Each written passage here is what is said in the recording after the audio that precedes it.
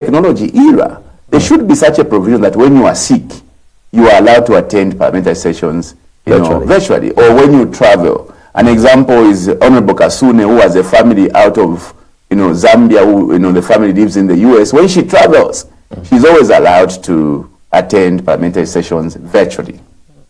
So it was expected that as human beings, as Ubuntu, culture would have dictated that we give a chance to Tarsila to continue mourning our father. But if we were pressed for the demand, or on the demand, or by the demand of the people of Chawama that they needed representation, we could have gone by the recommendation of the disciplinary committee to allow her to be attending parliamentary sessions virtually.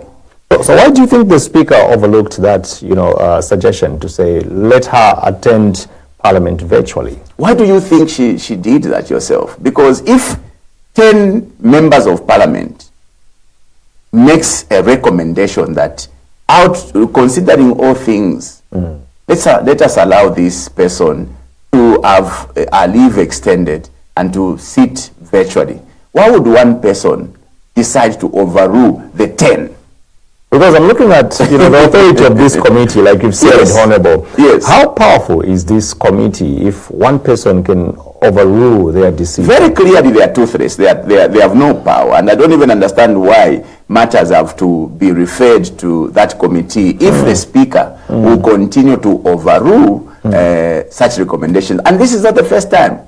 She has overruled recommendations of this Speaker several times. What is the justification? There is no justification. What is the work of a member of Parliament? The work of the members of Parliament is to legislate, to be part and parcel of the registration process. Can't you do that virtually? You can. Besides, even if some MPs attend Parliament, have you ever heard them speak? There are several of those MPs who have been attending Parliament from day one to day end when we close Parliament, but they've never said a word. Right. So would it make a difference if we allowed somebody to be attending virtually to those who sit in that Parliament and only shout, yeah, yeah, yeah? Besides, those who attend virtually are even allowed to contribute virtually. So that is why we are shocked that the Speaker makes these decisions without having an iota of empathy. But anyway, we are here. There is a by-election in Chawama, and unfortunately, it must be filled. Now, the people of Chawama deserves a leader who is going to take over from where Tarsila left. If you ask the people of Chawama, Tarsila has done a remarkable work, remarkable job. A number of projects I've seen have been lined up that Tarsila did, some of which she initiated with her own resources, like the refurbishment of one of the football grounds. So Tarsila deserves a person who is passionate about service, a person who understands the needs of the constituents, somebody with enough energies to run around the way Tarsila did. This need is what prompted us to go and look for that person. And we, the Movement for Good Governance, also referred to as Hichilema'S, found a person who would fit this description of the person that the people of Chawama needed. And the gentleman is called George Mwenya Mumbi. But for the sake of elections, we're simply calling him George Mwenya.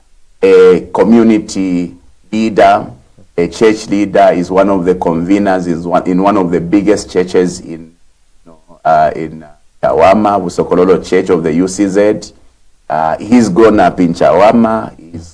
He's been schooled in Chawama. So I think that the people of Chawama, even though they cannot be a perfect replacement for Tarsila, have found something that would come close to what they had in the name of Honorable Tarsila. Okay. All right. So you've talked about the candidate, and I'm sure you know what plans this candidate have for Chawama. Can you share with us some of his, plans for the constituency of Chawama? First of all, you must know that this particular candidate, when he goes through, is only going to be an MP for maybe 4 months, 5 months before Parliament is dissolved. Indeed. So we have agreed with this gentleman that his preoccupation should simply be to complete all the developmental projects that Honorable Tasila had. Okay. Because if we were to insist that he initiates new projects, he doesn't even have time. Right. Okay? Right. Even if you look at the dictates of the CDF, by the time they would have been completing the procedures, they would have actually been, almost closing up, would have actually been closing up Parliament by way of a dissolution. So we've, tentatively agreed that his priority must be to complete whatever developmental activities. I'm aware of a number of projects that Tasila had embarked on with her team, and I think that will be the priority of this gentleman. Great, awesome. So why should people vote for him? I think that people should vote for George because George, having been born and bred in Chawama, understands the needs of the people of Chawama. Being youthful, I think that a time has come for the young generation to arise. Oh, by the way, out of all the candidates that are vying for the Chawama seat, George is the only youth. Oh, now that's interesting. Contrary to the assertions of the ruling party, who have intimated that they would want to, out of the blues, start recognizing young people to give them an opportunity to serve or to sit on the table of decision making. They demonstrated the opposite in Chawama. They went and picked another fossil. I was expecting that as people who spoke so loudly about inclusion of young people, inclusion of the women and the disabled, the UPND should have demonstrated that desire by picking a youth or a woman or at least a disabled. They went and picked another old guy. For us as a young people's movement, the movement for good governance, we are actually living our agenda. We have demonstrated that we are designed to give an opportunity to young people, and that is why we have adopted a youth.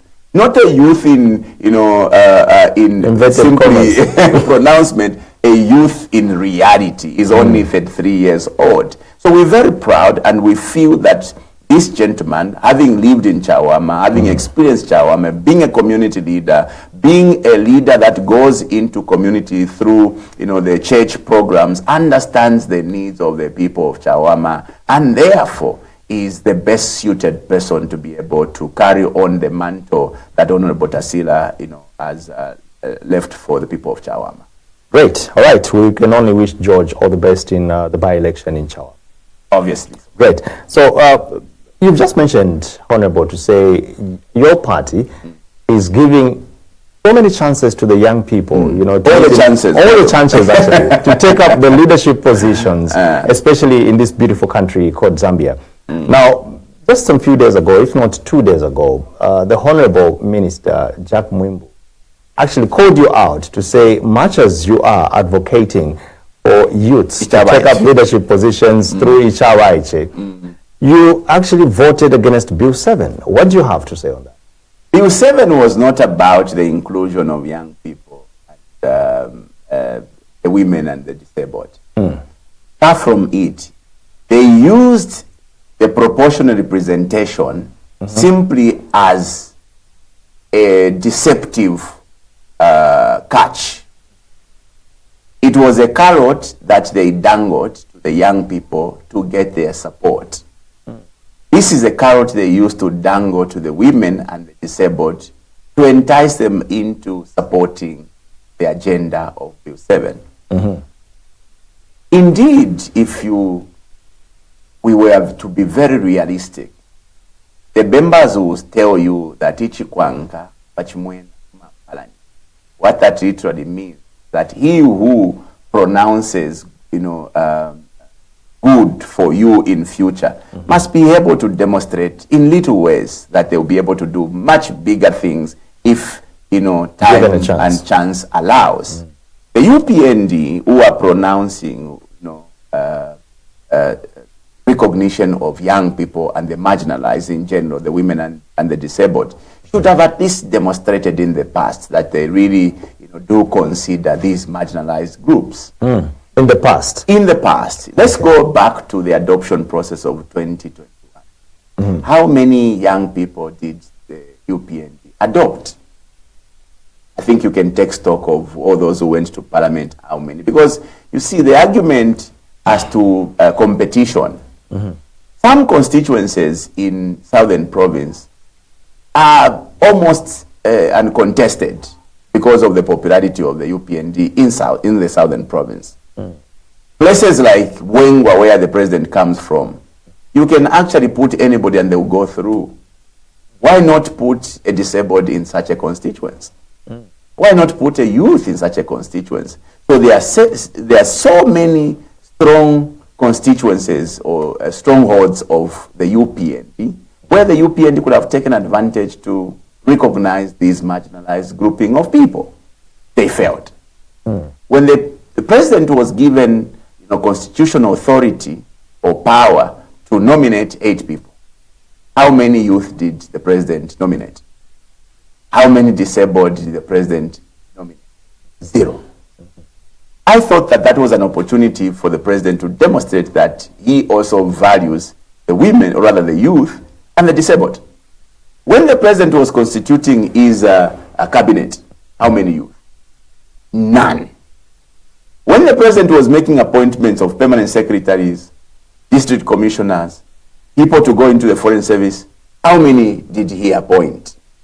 Now, no ordinary person, save for people's relatives.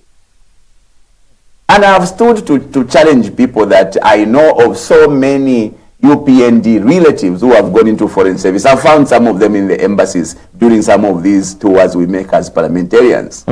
I found some in Brussels, I found some in Mozambique, I found some in the places I've gone. Okay? So they are relatives to the UPND. Yes. Yes. Do you want me to mention them here? Please mention. No, I won't mention them here. But the point I'm trying to make is that this carrot that the UPND has dangled to excite young people that they are going to be recognized, I want to tell the young people today, those positions are not for you.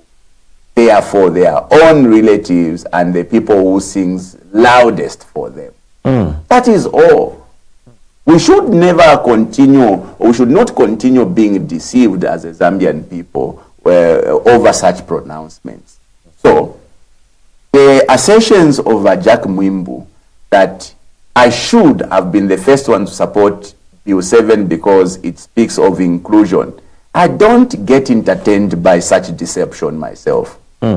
Because clearly, like I've said, if the UPND really cared or really were committed to inclusion, they should have demonstrated it. But what did they do? As always, they use a deceptive card. They dangled a carrot to the women who naively, some of them supported. But to a larger extent, the majority of the women saw the lies and rejected Bill 7 through the NGOCs. I know they were able to deceive a few young people in some universities, but a larger section of young people actually saw the lies and have said no to Bill 7. What do you think is the agenda behind Bill 7? Since you're saying they used a deceptive card, like a carrot, obviously. I know the story of a carrot. I know how it works. What do you think is the agenda behind Bill 7? Well, the agenda of the UPND behind Bill 7 is wanting to prolong their stay in power. Okay. It is not a secret. It's an open secret that the UPND are finished like a shoe on the ground. Tell me where the UPND will be able to get support. Maybe in just the 3 provinces where they are too strong, but even there, in the Southern Province, in the Western Province, in the Northwestern Province, they have no support. I have spoken to people in the Northwestern. I was in Northwestern people. I interacted with a number of people. There's no development in Northwestern Province. Northwestern Province today should have been the most developed province because that is a home of the most minerals today. Copper, gold, uranium, and everything else. Why is Northwestern not recording any meaningful development today? It's because the UPND looks at the Northwesterners and they know ababena balefwana mutabalefu bakatuvotera.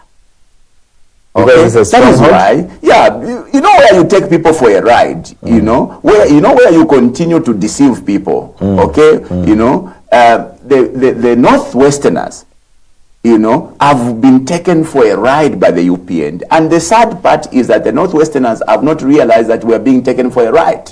They are a home to a hoard of minerals, but there's nothing that is being given back to the Northwesterners. By now, I can tell you this, if we had a responsible leadership, the Northwestern province should have been the most developed. Okay? So, the UPND realizes that they are weak on the ground because people have seen behind, or they have seen inside their lies. They have seen all their lies. Because it's very nice to pronounce, we'll do this, we'll do that before you get into power. But if you are dealing with an incompetent lot of leadership, this is what we get. A poor show, as the case has been of the UPND since they took over in 2021. So, realizing that the ground is not favorable, they've had to start playing Imingalato. That is why they started, number one, by kicking out of the equation one of their biggest competitor, which was PF. Okay. They sponsored, you know very well that the UPND sponsored, you know, the troubles in the UPN, or rather in the PF. Evidence is very clear to suggest that what happened in the PF is the work of the UPND. Number one, Chavinga goes and holds a convention protected heavily by the police, even when a foreign president was around. Who does that? On Independence Day, you divide the attention of the police away from a visiting head of a state, only to go and police Chavinga. The register of society, the courts have ruled several times that the ownership of the party belongs to these. The register of society has failed, has refused to change the ownership. So they started by now trying to manipulate their biggest competitors. Secondly, they started now working around amending the constitution to give them unfettered powers around the elections. As an example, now that Bill 7 has passed, the ECZ have unfettered powers to actually kick you out of the race just on nomination. You know, the ECZ now have got so much powers that when you file in nominations, they can simply tell you, according to the constitution, you are not qualified. The president now has got so much power that he can just say, takwagama elections because of A, B, C, D. So I postpone my election. That is what Bill 7 is saying. Okay. So what clause exactly gives you that power? Bill 7 is all about prolonging their stay in power. Nothing else. Imagine they wanted to go to an extent of even stopping people from going to participate in elections as independents. You know, when I was left by PF, twice, 2016, 2021. 2021 I just said, and because the constitution allows every citizen to take part in, the governance of this country, I went and participated as an independent. And today I am an independent member of parliament. We have an independent aspirant in Chawama because the laws allows every citizen to participate. But they wanted to remove that clause because they were scared that their own people would jump out of the very unpopular political party called UNIP to go, or rather UPND, to go and stand as independents. Until after so much noise, that is when they backed off and amended that Bill 7. Interestingly, these people wanted to even remove by-elections. By-elections are there for people to choose their leaders. By-elections. Because they wanted to have so much power to remove you and replace you with their relatives. But don't you think the reason was justifiable, the financial reason? There's no justification to take away the powers of the citizens to choose their leader. What is democracy? Democracy entails, giving people their rights and freedoms to be able to make choices. Okay? The choices of leadership is bestowed on the people through the Constitution. All right? You can't take away that power. Governance is expensive. You can't gamble with people's rights because it befits you. Right. Okay? That decision they wanted to make of avoiding by-elections was the most useless decision one can ever or think of making.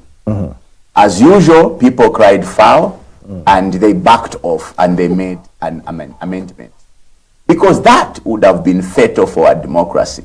Do you know what it entails to give powers to a political party to be, appointing people in positions as member of parliament? What does it mean? It would mean the people elect you today, you are standing on the UPND, because tomorrow you fail to support a particular bill, they remove you and they replace another one who is going to at least do what they want.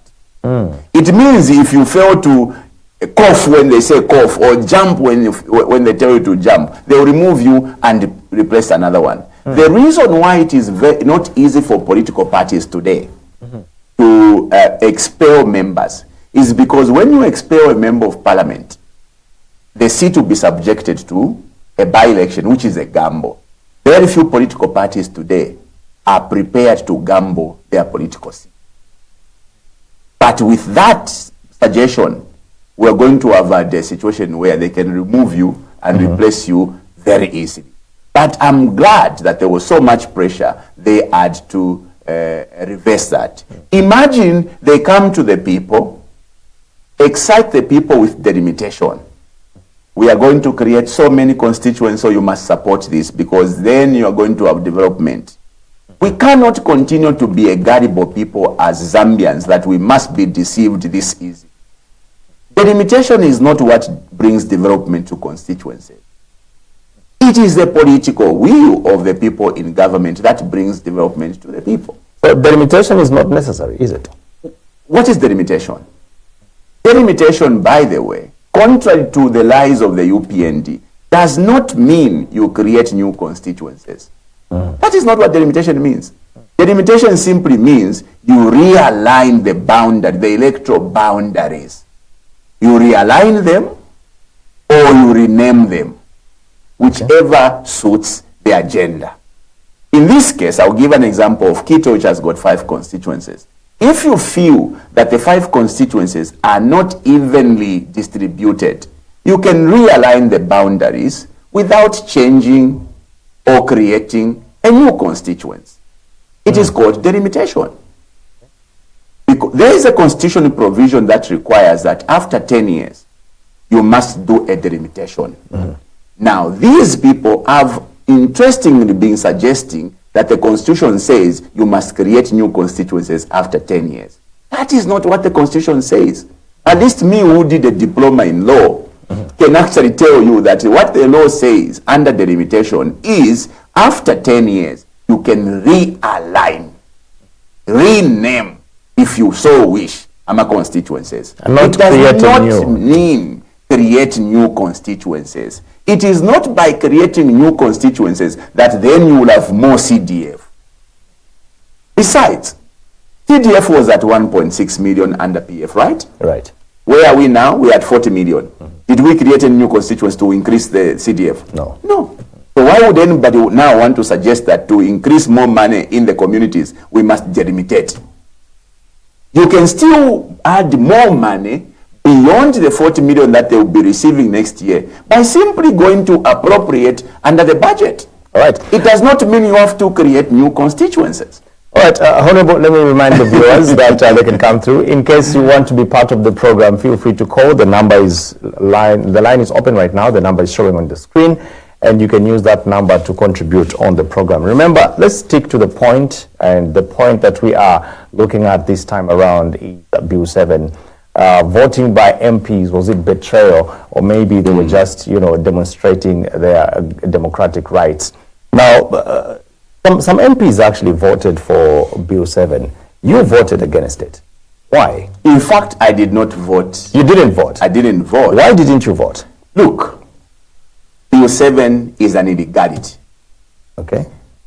At least you are aware, according to the pronouncement of the Constitutional Court, the process that gave rise or that gave birth to Bill 7 was declared to have been unconstitutional by the Constitutional Court.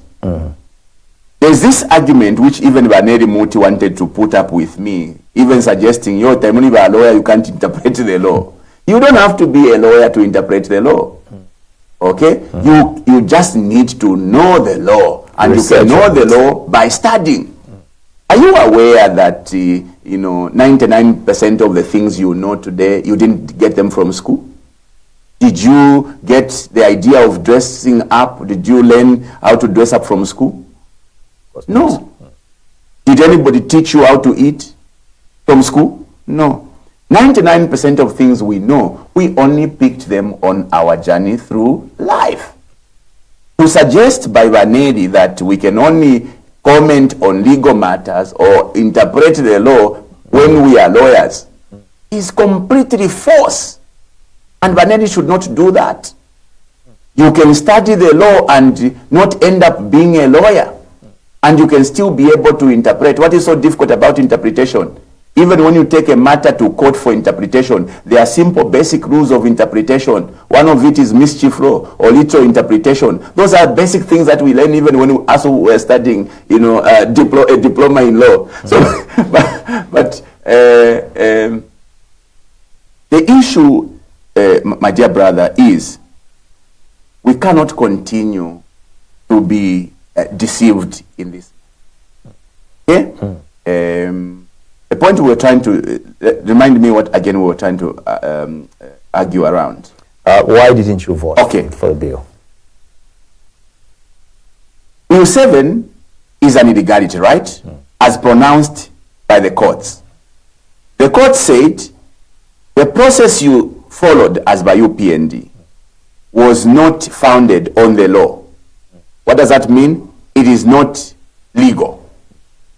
What happens to the product of that process? It becomes what? Illegal also. That is what the law holds.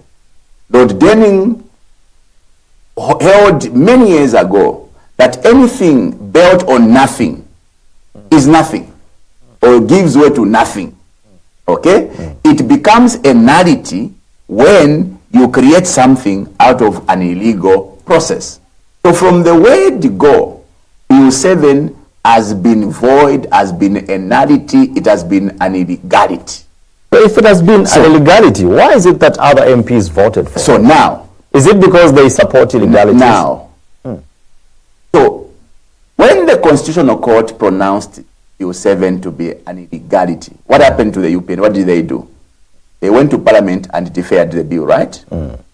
Actually, the bill was deferred before the Constitutional Court. No, it was deferred the day before the judgment of the Constitutional Court. Right. They had actually preempted. They knew actually the rulings of the court. Okay. They actually deferred it a day before the court ruling. Okay? They realized that they had messed up because the Constitutional Court caught them offside. So then they decided to restart the process the same way it must start, by constituting a technical committee that goes around the communities or the countryside to collect views. What happened to the submissions of the people?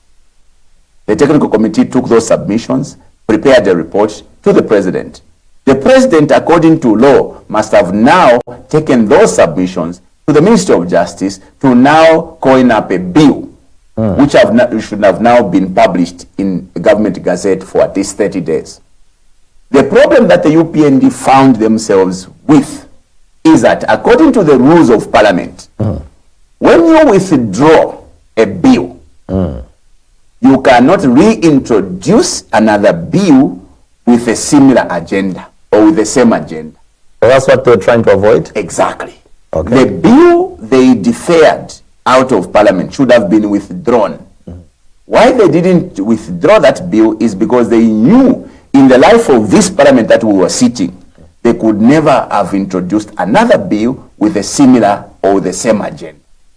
So even when they went doing all that collection using the technical committee, they even knew that they will still come back to that same bill. That is why they were adamant to withdraw it. You remember the WASIS Forum having a meeting with the president, what they insisted? The WASIS Forum insisted, Mr. President, you must start this process from the word go, meaning that can you withdraw it completely so that you start the process from the scratch. And the scratch means go and consult the people using a technical committee, which he did. He constituted a technical committee that went consulting the people, but when they consulted the people, the product of that consultation, where has it gone? To nothing. Interestingly, they even commit another illegality. The work of the technical committee ends at them submitting a report to the president, and they become a functus official, meaning that they no longer hold the authority of an office to continue operating as such. But they make another illegality by making that committee, the technical committee, go to submit to a committee of parliament. It is completely unheard of. We've never had a situation like this in the country, because I'll tell you, my dear brother, the most contentious issues about or in regards to amending the constitution has always been two things: the process and the content. You must first of all agree as all the stakeholders on the process. And that process in most instances has been enshrined in a law.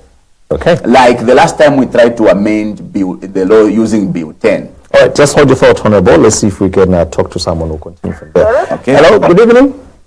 Good evening. Good evening, thank you. Give us your name, madam. This is Leah calling from Chawama. Leah from Chawama. Please go ahead, Leah. I want to ask what Bill 7 means. You What want does to, it mean? what does it mean? Yes. Oh, okay. All right, Leah. Honorable Bin question. Okay, all right. I'm sure he's going to explain. Thank you so much, Leah, for calling. Thank you. Okay. All right, you can also call. The number is showing on the screen. You can call just like Leah from Chawama there. She's asking what Bill 7 is. I believe she doesn't know. Leah, which means you MPs had a lot of work to do, isn't it? so Leah, Bill 7 starts, or let me explain it very simple. When you want to amend the constitution, you have to decide what laws in the constitution you want to amend. If you say Zambia should not be a Christian nation, you remove it, you must put it, or we want to remove the Christian declaration, Mwalemba 1, remove Christian declaration. Or we want to now become a Muslim society or country, Mwalemba 2, Zambia shall become a Muslim. Number 3, no, men should start wearing skirts, Mwalemba. Now, all those Mwalemba that you must change in the constitution, you must put them into a format they call a bill. So to change the law in parliament, you must take to parliament what is called a bill. So Bill 7 is what they called that bill that contained mu constitution. For instance, they wanted to remove by-elections. They wanted to remove or to discontinue people, or rather to stop people from standing as independents. So all those things they were proposing, they put them down and they created what they called a bill. Now that bill, they called it Bill 7. But PF Benaidia bill, that Bill 10.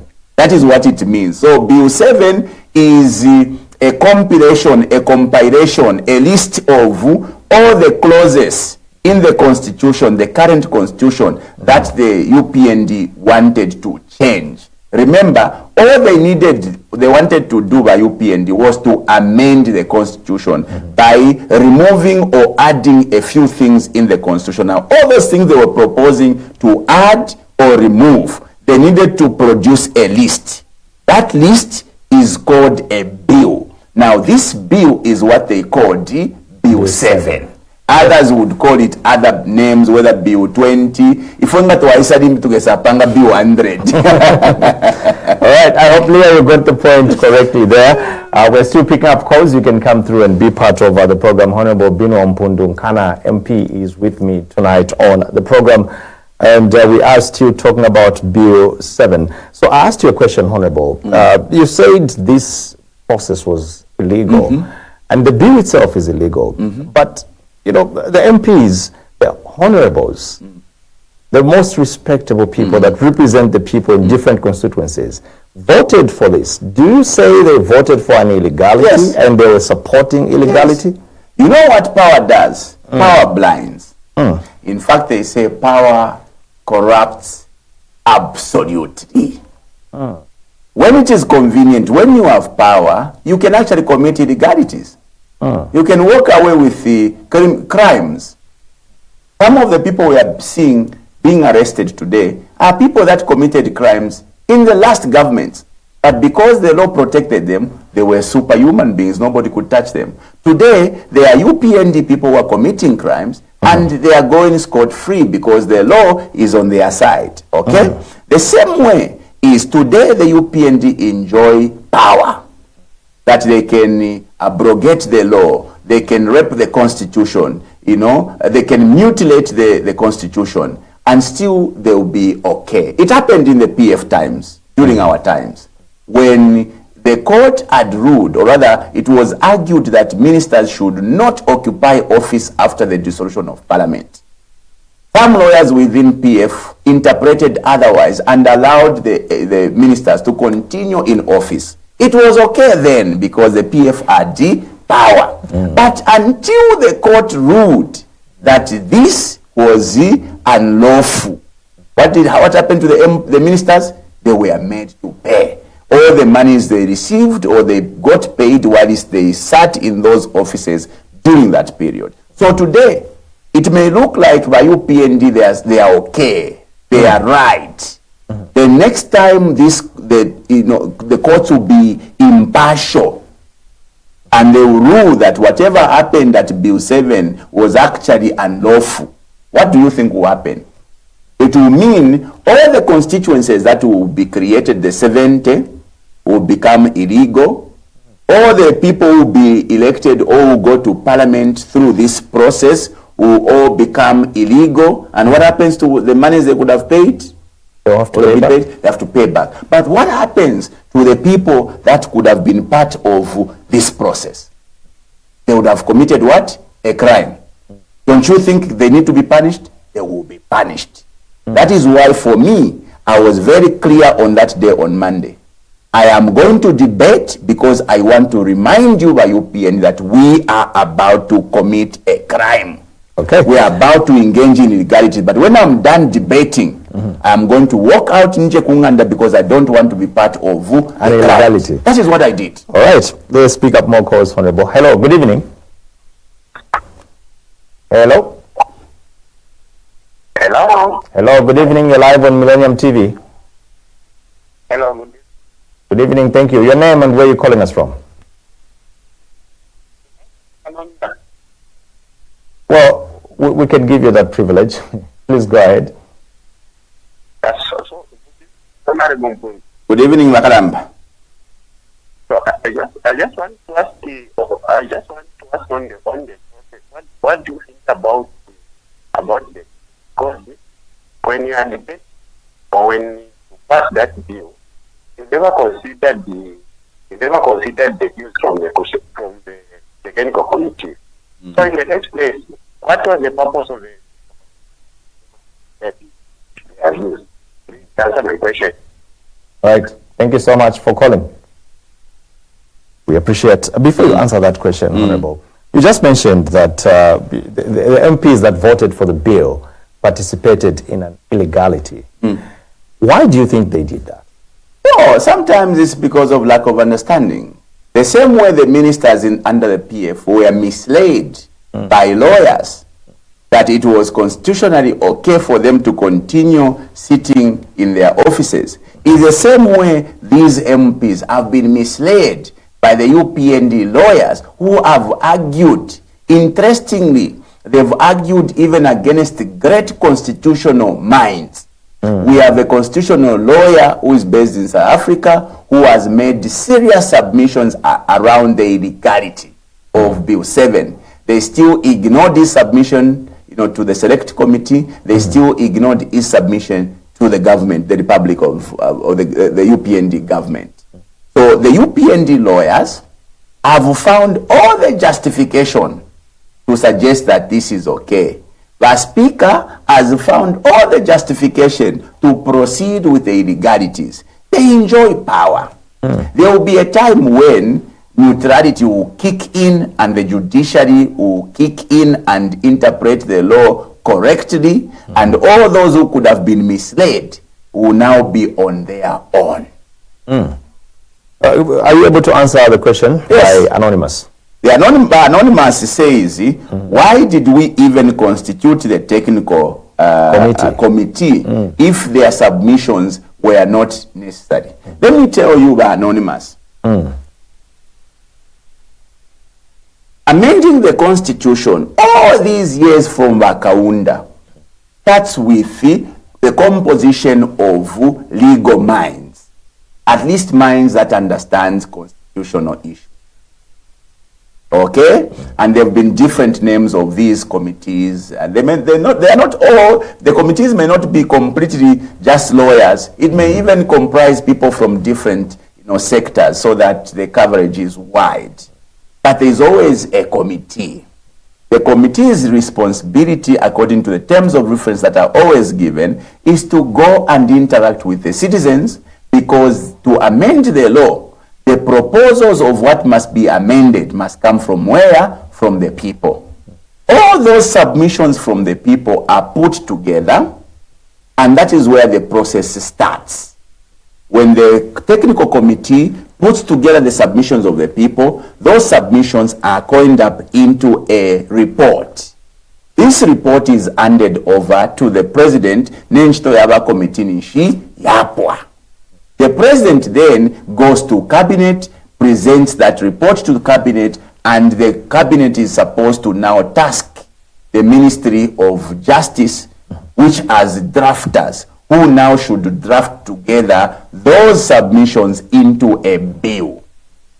That bill must now be gazetted. It must be published in the newspaper by a government gazette for 30 days. After 30 days, that bill must now be taken to Parliament for consideration. That is when Parliament now puts together a committee, a selected committee that now starts to interrogate different stakeholders to speak to that bill. What has happened in this case of UPND is that they committed very panga shortcut. Bamba na bill 7 yoba loterefi okufuma kachunani community house nga ni Anderson mazoka building kulya abene bayikala fye batontonga tufumyemu ekitubikemu without going to the people. They created their own imaginations. Tufumyemu ekitubikemu bapanga na bill bayita nokuita ati bill 7. Now when it dawned on them that they had done a shortcut, they now went back into restarting the process. Bamba basta constitute a technical committee. But the work of the technical committee yalifiro okubomba, because the rules of this parliament entails that that bill batwere ku parliament nga bayifumyamo etibatwale mu bill yimbi ile under party constitutional amendment, unless nga twaisayisula parliament next year elo bengashita bill yimbi kwete the same things. So they were found in a tight corner. They did not have time to wait until to case the parliament mu February. That is why they decided to commit an illegality, and they just insisted kansha baba technical committee since bali pita mu bantu isentu bali bachitefe submit ifyo bapokere ku bantu kuli technical committee kuli ine select committee. Now you know I have said the technical committee's work ends at them submitting a report to the president. Nenchito yabo yapwa. But when they made the technical committee to go now and submit to the select committee.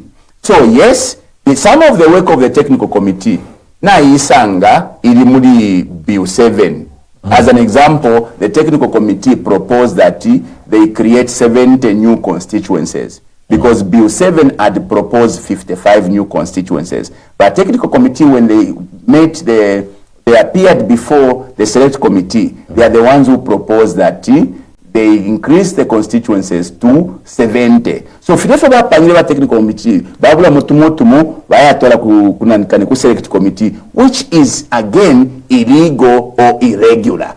It's constitutionally irregular that a technical committee should, after handing over a report to the president, should now go and submit to a select committee. All right, well explained. Hello, good evening. Good evening, sir. Good evening, sir. How are you? Okay, thank you. Brian from Kamara South. Brian from Kamara South. Kindly speak up a bit. Okay, Brian from Kamara South. Yes, please go ahead, Brian. Okay, good evening, Mr. Honorable Binwell. Good evening, Brian. How are you? I'm okay, thank you. Very well. I think I have three for you. That can answer for me. The first question is, what have you done if you were part of UPN? What have you done part of UPND as government? Number two is, in Bill 7, what clauses do you think are bad for this country, or that you feel that those clauses were not supposed to be in Bill 7? Then one day you become the president of this country. What process would you feel would be okay for you to run a parliament? Is it a technical committee or is it parliament? Or what process are you going to use? If you say they did the legality in passing this bill through the technical committee and all other consultations that were done, if you are a president, or if you become a president one day, tell us what process are you going to be using? Right, Brian, thank you so much for calling. Right. Okay, your response, Honorable. So Brian says, what would you have done if you were part of the UPN? I think he means in regards to supporting the bill. Bill 7. I was district commissioner of Kitwe when the PF embarked on the process of amending the constitution using what they called Bill 10. I remember, and the records are there, anyone can check.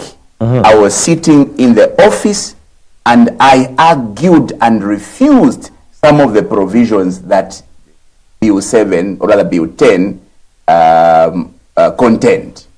As an example, PF was proposing that for a civil servant to go and participate in the election, he must have resigned for at least the last 2 years. I refused publicly and I refused privately in our meetings. I refused other provisions which made the president then appoint a team led by Honorable Nakachinda then to go and get consensus over those which became now a source of concern. As an example, the requirement that civil servant must resign 2 years before they can participate in an election. If I was part of the UPND today, I would still insist with my colleagues that we do what is right according to the law. What is right according to the law is to amend the constitution using a proper process that starts with the people. I would still insist without fear or favor. Oh, by the way, Brian, me, I am a man of principle. I don't move an inch when it comes to principle. What I believe is wrong, I believe is wrong. What I believe is right, I believe is right. And I don't shy away from stating my position when I believe something is wrong. So if somebody offered you some money to support something which is wrong, you wouldn't support it? Never, my brother. You are telling me my offer. I would never sell my country. Look, we all need, we all have money. Okay, I want money right now. Nshikuete panonde for impia shaku by election ku chawama. Don't you think I would have loved to something? I would have also loved, but you see, impia shiwama washibo. Elo futi impia shakupoka uleshe chalo tempia. Okay? Now, number 2 question, Brian asks, what part of Bill 7 don't you like? Before I can even tell you what is contained in Bill 7 that I don't like, it is a process.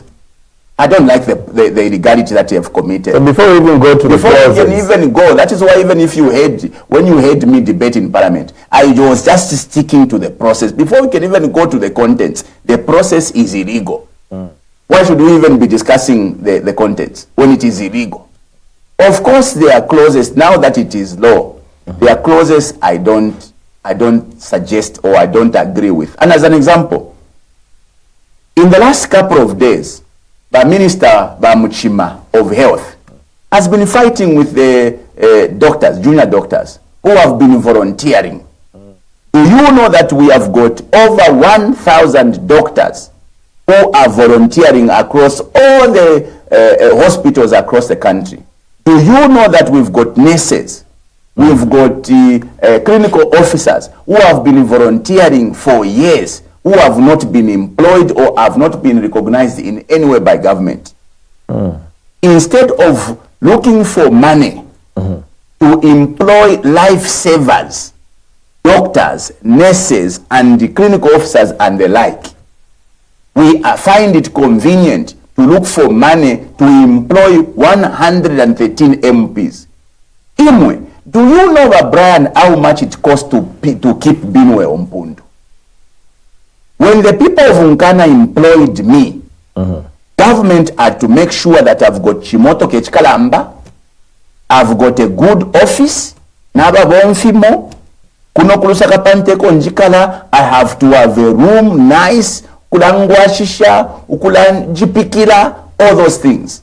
And ukula mfolesha, salary bamfolesha, na ma allowance bamfolesha, na gratuity bakamfolesha. Do you know how much money that is? Do you know how many doctors, nurses can be employed in that money for just one MP? And then you want to create 113 MPs. But your health facilities need doctors, nurses, and clinical officers. At a point like this, when the doctor-patient ratio is so high, government should have prioritized employing lifesavers as opposed to employing a politician. So I don't subscribe to ballooning the already ballooned parliament by more politicians who are going to be getting hefty payments when we have so many problems in this country where farmers are not being paid, but it's the rainy season. Today is December. December 17th, is it 18th? 17th. 17th. Farmers have not been paid. Okay? The money we want to be spending on those politicians we want to employ would have gone into increasing the number of beneficiaries on the FISIP program so that they produce food enough for the country to feed on and enough for the country to export so that we can make more money. All right. Let's speak to more people. Let's pick up this one. Before you answer our last Brian's question, let's hear from this one. Hello. Hello, how are you? Fine, thank you. How are you doing this evening? I'm very sweet. And how are you doing this evening? We are okay. Thank you so much. Thank you very much. You're making the honorable laugh now. I'm very humbled to have this opportunity to talk to this gentleman. Indeed. Please go ahead. Give us your name. My name is Mpundu. Mpundu. Please go ahead. Thank you very much. We are praying for people who have stand up against this tyrannical regime, like Honorable Binwell Mpundu, Hakainde, Ambassador Emmanuel Mamba. God is watching, and God doesn't sleep over his people. Okay? God doesn't sleep over his people. What is there is that this is totally unprecedented, Mr. Moderator. It has never happened in the history of this country. Where the church has spoken, the Catholic Church Evangelical Fellowship of Zambia, the Council of Bishops, everybody, including the Law Association of Zambia. And a bill goes on like this. And who is paying for all this? For all this, we are hearing that many members of parliament were thrown somewhere, locked up. Who is paying for all this? Because right now, as I'm talking to you, right now, when you could go at Levi Manawasa, there's no vancomycin there. There's no vancomycin. Right now, as I'm talking to you, in all these public hospitals, laboratory services are totally dysfunctional. People of Zambia were told that the Patriotic Front is the wasteful government.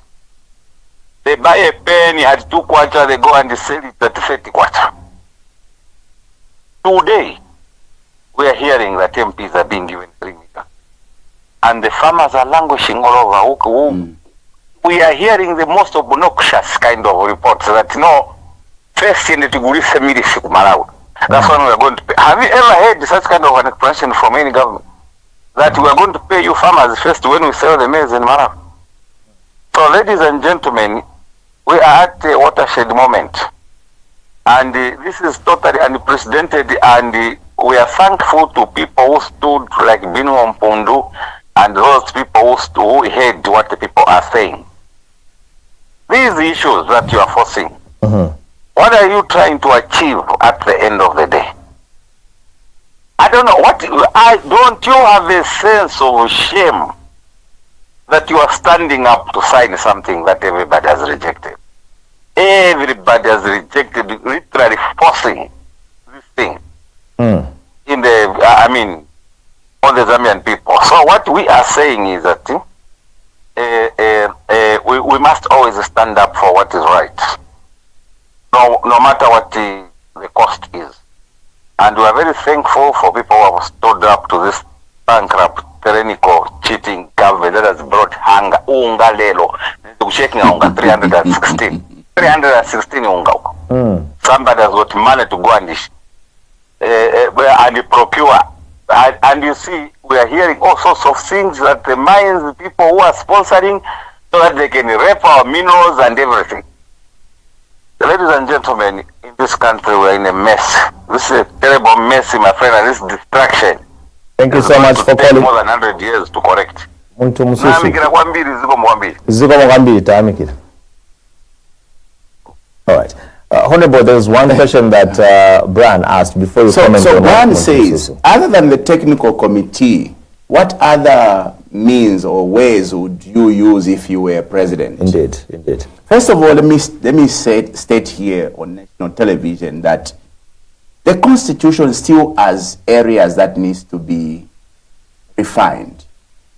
There are so many issues in the Constitution that needs to be changed. So we need more amendments. We actually need a lot of amendments, except we need a complete overhaul. We open up the entire Constitution, including Part 3, which is the Bill of Rights. Because there are certain rights that have not been included in the Bill of Rights that must be included. So we need a holistic approach to amending the Constitution. There are certain provisions, for instance, that I don't agree with. The hate speech. Today, Honorable Nakachinda is being jailed for saying the people, Achani, what is that word? Atabatutu, Ubututu. Imo, Ubututu, Ututu, hate speech. What does Ubututu mean? Ubututu is that you are illiterate. Me telling you that you are illiterate can be hate speech. What is this hate speech that we are now using to punish people? Those are some of the laws that you must remove completely away from our law books. So if you were president, you were going to remove all of those? Out. It is just a law used. Those were laws that were enacted under the colonial masters to deal with you and me. Seditious practice. Somebody says defend yourselves. Church used to say defend yourselves with equal measure. If they come with a panga, use a panga. It is within the law. But today, Church is saying Binwell mukakeni because narandati, defend yourselves. It is a law that is abused because it is too vague. Okay? The proceeds of crime law, again, it is another law that is used to punish opponents. Umuntu mwasanga fenakula bwinwenganda, no proceed of crime. You cannot suspect me, or you cannot say Binwell isuti mfuele na iwama. You don't have the capacity to buy the suit. So we suspect that it is a proceed of crime, without you telling me which crime I committed for me to buy this suit. At least there's a judge, a judgment now that has dictated that if you are going to allege that it is a proceed of crime, you must link that accusation to a crime. But you see, those are laws, archaic laws, vague laws that are being used to persecute political opponents. They must be removed from our books. So if I was president, I would want to suggest that we all agree to open up the entire constitution and agree what must be removed and added. But if I was president, we must put up a team. So Brian, the technical committee that was constituted by President HH is not wrong. What they did going around the country is not wrong. What is wrong? What is wrong is that the work of the technical committee is not what has become Bill 7. Okay. The work of the technical committee is what must go to Parliament as a constitution amendment bill. So whatever the technical committee did, which I can also do, constitute a technical committee, they go around the country with sufficient time, sufficient time to collect enough views. They put together a report which must come to me as president. I table it before the cabinet, give it to the Ministry of Justice. They put up a bill. That bill must be gazetted. The people reads about the contents that have been agreed. Then it must be taken to Parliament. The only puso the property by UPND is that when the technical committee collected what they collected and they took the submissions to the president, but President Yadiyama submission, bari yaposa, and still looked back to the same bill that he had deferred from Parliament. If I was president, I would go back to there. So do you think that's the reason why, the report was not gazetted? They did not gazette that report. It's because they were running out of time. Okay. Like I said, under this life, Parliament they could not have introduced the bill because they were late. They needed 30 days. Again, they could not have introduced the bill in the same life of that parliament because amaruzi ya parliament yala ndokweba ati nga mwafumia bill mu parliament, you withdraw it. You can't bring back another bill ile yanda pachintu chimochine with the same agenda. Exactly. Okay. Let's just pick up this one. Hello. Good evening. Good evening. Please give us your name quickly and where you're calling us from. Oh, I'm Mr. Tembo. I'm calling you from The Tembo in Livingstone. Please go ahead. Yes. Honorable Mpundu is with me. Good evening, Batembo. How are you? I'm very fine. Thank you. Yeah, my question is, what happens to these MPs? This Muingalato, which we have seen, amending the Bill 7, when they lose power, because to the look of things, they will not grow through this 2026. What might happen if the government will change? Thank you. Thank you so much, Mr. Tembo. Okay. All right. Very simple, Batembo. If or when the UPND loses power, when we come into power, the movement for good governance, when we take over this governance, are you going to persecute them? We will make all those who committed the crimes, who raped the constitution, pay. All those of you, my colleagues, who were part of the process of raping the constitution, you must pray that government does not change. Because government in Ayachinja, if we are going to make you pay for raping the constitution. Do you know how grave the issue of abrogating the constitution is? It's an impeachable offense, even on the president. That's how serious this issue that we have committed is. So they will pay. They should pray they don't get out of power. They will pay. That I can promise you. Right. Okay? We the citizens, even if it will not be me sitting in there, we are going to demand that they pay. As for Muntu Mususu, he says we are praying for people who have stood up against the tyranny. The UPND have become a tyranny government, a tyranny, mad dictators who wants to rule by the fist, by fear. They first of all enacted cyber laws so that also ulelanda kumwikata pamukoshi kumutwala kujere. That is what tyranny ba dictator bachita. First of all is to silence all the critics. How do you silence them? Enact a law. They enacted the cyber law so that anyone who speaks, they will say you are misleading the people, mujere. That is what the UPND did.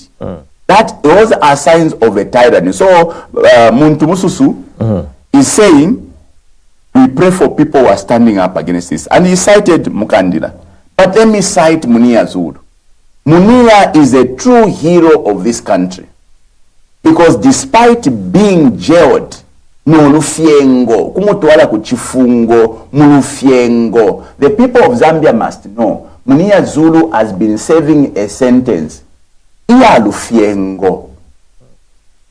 He has been jailed because he committed what they call defamation. Right?